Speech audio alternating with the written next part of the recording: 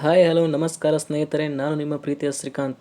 ಇವತ್ತಿನ ದಿನ ಮುಂದೆ ಬರುವಂಥ KS ಎಕ್ಸಾಮ್ ಆಗಲಿ, PDO ವಿಲೇಜ್ ಅಕೌಂಟ್ ಎಕ್ಸಾಮ್ಗೆ ಪ್ರಮುಖವಾಗಿ ಸೈನ್ಸ್ ಆ್ಯಂಡ್ ಟೆಕ್ನಾಲಜಿ ಬಗ್ಗೆ ನೋಡೋಣ. ಯಾಕಂದರೆ ಯಾವುದೇ ಎಕ್ಸಾಮ್ ಬರ್ರಿ, DRDO ಬಗ್ಗೆ ಆಗಲಿ, ಇಸ್ರೋ ಬಗ್ಗೆ ಆಗಲಿ ಪದೇ ಪದೇ ಕ್ವಶನ್ ಕೇಳ್ತಾ ಹೋಗ್ತಾನೆ. ಆದ್ದರಿಂದ ದಯವಿಟ್ಟು ಯಾರು ವಿಡಿಯೋನ ಸ್ಕಿಪ್ ಮಾಡದೆ ಕೊನೆವರೆಗೂ ನೋಡಿ. ಮೊದಲನೇದಾಗಿ ನಾವು DRDO ಬಗ್ಗೆ ತಿಳ್ಕೊಬೇಕಂದ್ರೆ DRDO ಫುಲ್ ಫಾರ್ಮ್ ನಮಗೆ ಗೊತ್ತಿರಬೇಕು. ಫುಲ್ ಫಾರ್ಮ್ ಕೇಳ್ತಾನೆ ಯಾರ್ದು? Defence research and development organisation. ನೋಡಿರಿ, ಕನ್ಫ್ಯೂಸ್ ಮಾಡ್ಕೋಬೇಡ್ರಿ. ಇಲ್ಲಿ ರಿಸರ್ಚ್ ಅಂತ ಇದೆಯಲ್ಲ, ನಿಮಗೆ ಆಪ್ಷನಲ್ಲಿ ರಿಸೋರ್ಸ್ ಅಂತಲೂ ಕೊಡ್ಬೋದು ಕನ್ಫ್ಯೂಸ್ ಮಾಡೋಕ್ಕೆ. ಆದ್ದರಿಂದ DRDO full form defence research and development organisation. ಇದು DRDO ಫುಲ್ ಫಾರ್ಮ್. ನಂತರ DRDO ಸ್ಥಾಪನೆಯಾದ ವರ್ಷ ಕೇಳಿದರೆ 1958. DRDO ಸ್ಥಾಪನೆ 1958. DRDOನ ಕೇಂದ್ರ ಕಚೇರಿ ಅಂತ ಕ್ವಶನ್ ಕೇಳಿದ್ದಾನೆ, ದೆಹಲಿ. DRDO ಕೇಂದ್ರ ಕಚೇರಿ ದೆಹಲಿ. ಅದೇ ರೀತಿ DRDOನ ಪ್ರಸ್ತುತ ಅಧ್ಯಕ್ಷರು ಯಾರಂತ ಕ್ವಶನ್ ಕೇಳ್ತಾನೆ, ಅದು doctor Samir V Kamat. Doctor Samir V Kamat DRDOನ ಅಧ್ಯಕ್ಷರು. ಅದೇ ರೀತಿ DRDO ಯಾವ ಸಚಿವಾಲಯದ ಅಡಿಯಲ್ಲಿ ಬರುತ್ತದೆ ಅಂತ ಭಾಳ ಸಲ ಕ್ವಶನ್ ಕೇಳಿದ್ದಾನೆ, ಅದು ರಕ್ಷಣಾ ಸಚಿವಾಲಯ. ಅದರ ಅಡಿಯಲ್ಲಿ DRDO ಬರುತ್ತದೆ, ನೆನಪಿರಲಿ. ನಂತರ ಉಪಗ್ರಹ ನಾಶಕ ಕ್ಷಿಪಣಿಗಳ ಪಿತಾಮಹ ಅಂತ ಯಾರಂತ ಕರೀತಾರೆ ಅಂತ ಕೇಳಿದರೆ ಡಾಕ್ಟರ್ ಸತೀಶ್ ರೆಡ್ಡಿ. ಉಪಗ್ರಹ ನಾಶಕ ಕ್ಷಿಪಣಿಗಳ ಪಿತಾಮಹ ಡಾಕ್ಟರ್ ಸತೀಶ್ ರೆಡ್ಡಿ, ನೆನಪಿರಲಿ. ಅದೇ ರೀತಿ ಭಾರತದ ಕ್ಷಿಪಣಿ ಮನುಷ್ಯ ಡಾಕ್ಟರ್ APJ ಅಬ್ದುಲ್ ಕಲಾಂ. ಭಾಳ ಸಲ ಎಕ್ಸಾಮ್ನಲ್ಲಿ ಕ್ವಶನ್ ಕೇಳಿದ್ದಾನೆ, ಭಾರತದ ಕ್ಷಿಪಣಿ ಮನುಷ್ಯ ಎಂದು ಯಾರನ್ನು ಕರೀತಾರೆ ಅಂತ, ಅದು ಡಾಕ್ಟರ್ APJ ಅಬ್ದುಲ್ ಕಲಾಂ. ನಂತರ ಭಾರತದ ಕ್ಷಿಪಣಿ ಮಹಿಳೆ, ಇದನ್ನಂತೂ ಭಾಳ ಸಲ ಗ್ರೂಪ್ ಸಿ ಎಕ್ಸಾಮಲ್ಲಿ ಕ್ವಶನ್ ಕೇಳಿದ್ದಾನೆ, PC PSI ಎಲ್ಲ ಎಕ್ಸಾಮಲ್ಲಿ ಕ್ವಶನ್ ಕೇಳಿದ್ದಾನೆ, ಅದು ಟೆಸ್ಸಿ ಥಾಮಸ್. ಭಾರತದ ಕ್ಷಿಪಣಿ ಮಹಿಳೆ ಟೆಸ್ಸಿ ಥಾಮಸ್. ಭಾರತದ ಕ್ಷಿಪಣಿ ಮಹಿಳೆ ಟೆಸ್ಸಿ ಥಾಮಸ್, ಇದು ಕೂಡ ನೆನಪಿರಲಿ. ನಂತರ ಕ್ಷಿಪಣಿಗಳಲ್ಲಿ ನಾವು ಎರಡು ಇದನ್ನು ನೋಡುತ್ತೇವೆ. ಮೊದಲನೇದಾಗಿ ಬ್ಯಾಲಿಸ್ಟಿಕ್ ಕ್ಷಿಪಣಿ, ಇನ್ನೊಂದು ಕ್ರೂಸಿಕ್ ಕ್ಷಿಪಣಿ. ಇದರಲ್ಲಿ ಬ್ಯಾಲಿಸ್ಟಿಕಲ್ಲಿ ಎರಡು ಬರ್ತವೆ, ಪೃಥ್ವಿ, ಅಗ್ನಿ. ನಂತರ ಕ್ರೂಸಿಕ್ ಕ್ಷಿಪಣಿಯಲ್ಲಿ ಬ್ರಹ್ಮೋಸ್, ನಿರ್ಭಯ. ಕ್ರೂಸಿಕಲ್ಲಿ ಬ್ರಹ್ಮೋಸ್ ಮತ್ತು ನಿರ್ಭಯ ಕಂಡುಬರುತ್ತದೆ. ನಂತರ ಇದರ ಮೇಲೆ ಭಾಳ ಸಲ ಕ್ವಶನ್ ಕೇಳ್ತಾನೆ ನಮಗೆ, ಭೂಮಿಯಿಂದ ಭೂಮಿಗೆ ಜೀವ ಕ್ಷಿಪಣಿ ಯಾವುದು ಅಂತ ಭಾಳ ಸಲ ಕ್ವಶನ್ ಕೇಳಿದ್ದಾನೆ, surface to surface. Surface to surface ಅಂದರೆ ಭೂಮಿಯಿಂದ ಭೂಮಿಗೆ. ಅಗ್ನಿ, ಪೃಥ್ವಿ ಇವೆರಡನ್ನು ಭಾಳ ಸಲ ಕ್ವಶನ್ ಕೇಳಿದ್ದಾನೆ. ಅಗ್ನಿ ಅಂತ ಕೊಟ್ಟು ಆಕಾಶದಿಂದ ಆಕಾಶಕ್ಕೆ, ಭೂಮಿಯಿಂದ ಭೂಮಿಗೆ, ಭೂಮಿಯಿಂದ ಆಕಾಶಕ್ಕೆ ಅಂತ ಆಪ್ಷನ್ ಕೊಡ್ತಾನೆ. ಆದ್ದರಿಂದ ಅಗ್ನಿ ಭೂಮಿಯಿಂದ ಭೂಮಿಗೆ, ನೆನಪಿರಲಿ. ಪೃಥ್ವಿ ಕೂಡ ಭೂಮಿಯಿಂದ ಭೂಮಿಗೆ. ಅದೇ ರೀತಿ ಭೂಮಿಯಿಂದ ಆಕಾಶಕ್ಕೆ ಸರ್ಫೇಸ್ ಟು ಏರ್, ಇದರ ಮೇಲೇನು ಕ್ವಶನ್ ಕೇಳ್ತಾ ಬರ್ತಾನೆ. ಭೂಮಿಯಿಂದ ಆಕಾಶಕ್ಕೆ ಅಂದರೆ ತ್ರಿಶೂಲ, ಆಕಾಶ. ಇವೆರಡು ಕ್ಷಿಪಣಿಗಳು ಭೂಮಿಯಿಂದ ಆಕಾಶಕ್ಕೆ ಹಾರುತ್ತವೆ. ಆದ್ದರಿಂದ ಇದರ ಬಗ್ಗೆ ನಿಮಗೆ ಗೊತ್ತಿರಬೇಕು.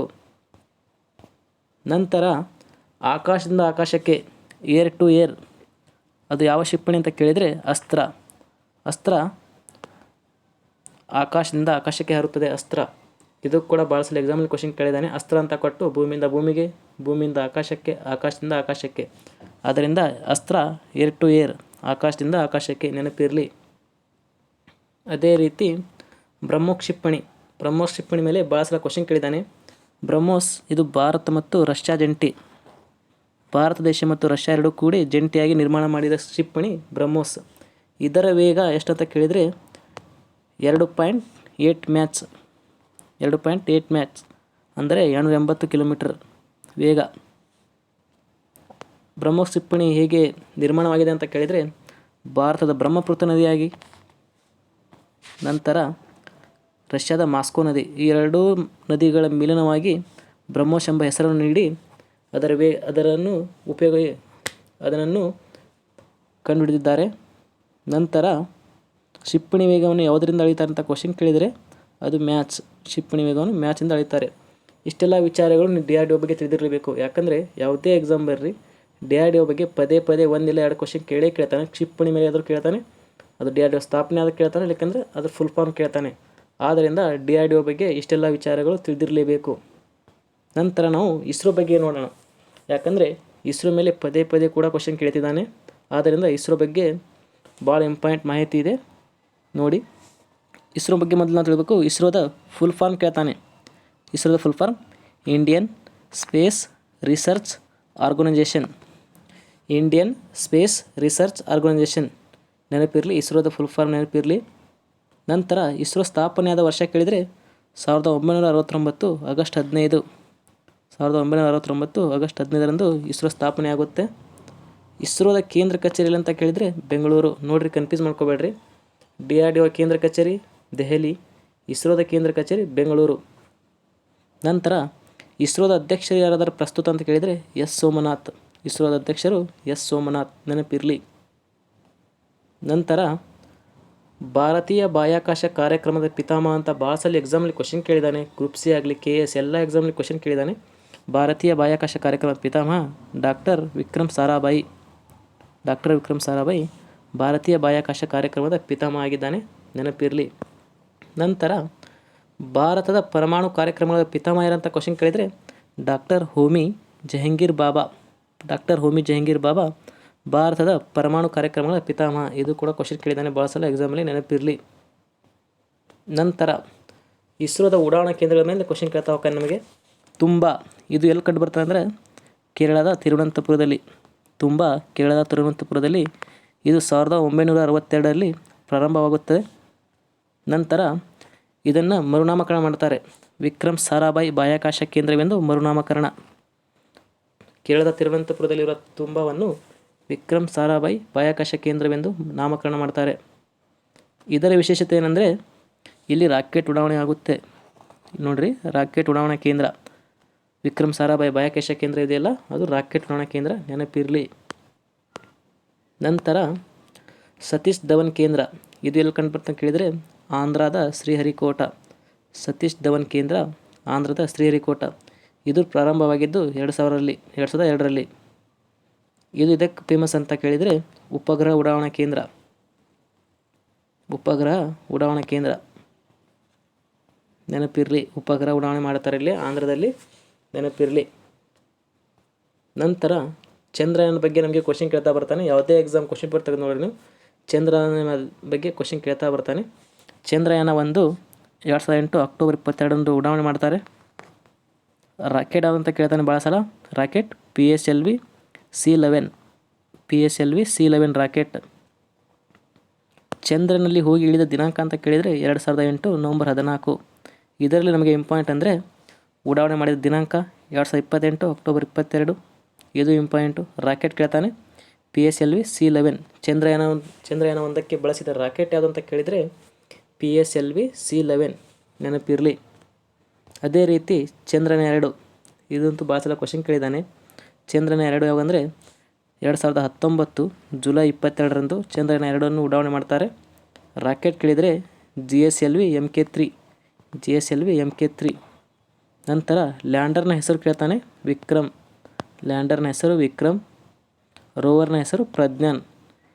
ಚಂದ್ರಯಾನ 2 ನಮಗೆ ಮಾಡ್ತೀವಿ ನಾವು, ಅದರ ಫೇಲ್ ಆಗಿಬಿಡ್ತೀವಿ. ಆದರೆ ಕ್ವಶನ್ ಕೇಳ್ತಾ ಬರ್ತಾನೆ. ಚಂದ್ರಯಾನ 2 ಮಾಡಿದ್ದು 2019 ಜುಲೈ 22ರಂದು. ರಾಕೆಟ್ ಹೆಸರು GSLV MK3. ಲ್ಯಾಂಡರ್ನ ಹೆಸರು ವಿಕ್ರಮ್. ರೋವರ್ನ ಹೆಸರು ಪ್ರಜ್ಞಾನ್. ನಂತರ ಚಂದ್ರಯಾನ 3 ಬಗ್ಗೆ ಕ್ವಶನ್ ಕೇಳ್ತಾ ಬರ್ತಾನೆ. ಯಾಕಂದರೆ ರೀಸೆಂಟ್ಲಿ ಆಗಿದೆ, ಆದ್ದರಿಂದ ಕ್ವಶನ್ ಭಾಳ ಸಲ ಕೇಳಬಹುದು. ಕೇಳ್ತಾನೆ ಎಕ್ಸಾಮಲ್ಲಿ, ನೆನಪಿರಲಿ. ಚಂದ್ರಯಾನ 3 ಮಾಡಿದ ವರ್ಷ ಅಂತ ಕೇಳಿದರೆ 2023 ಜುಲೈ 14ರಂದು.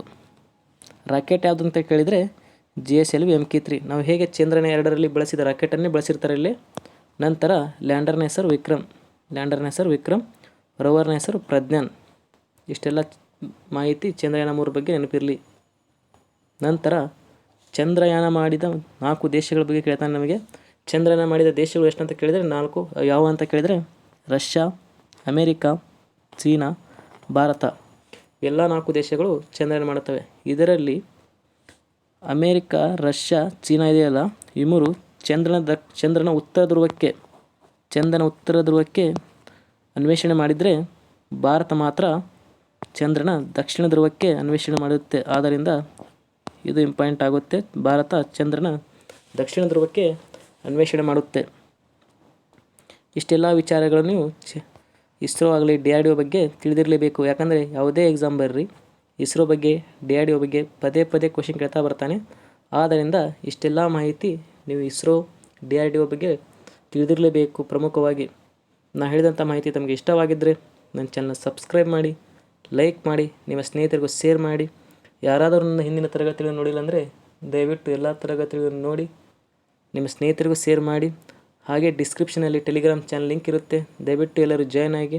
ಧನ್ಯವಾದಗಳು. ಮತ್ತೆ ಮುಂದಿನ ತರಗತಿಯಲ್ಲಿ ಸಿಗೋಣ.